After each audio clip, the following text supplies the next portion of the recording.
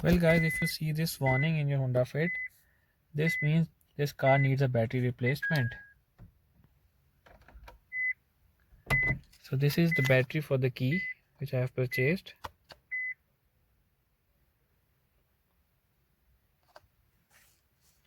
Let's go change it. Hey guys, what's up?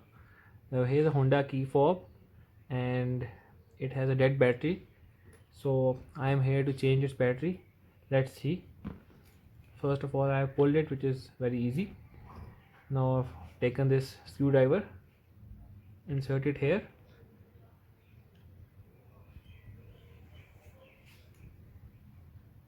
Now we have to open it.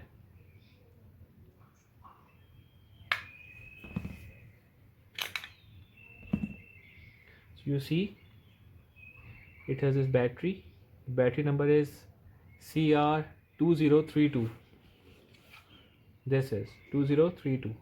So I have a new battery here. So we will pull out the battery, insert the new battery.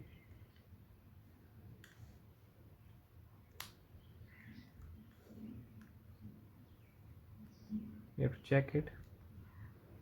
It's working.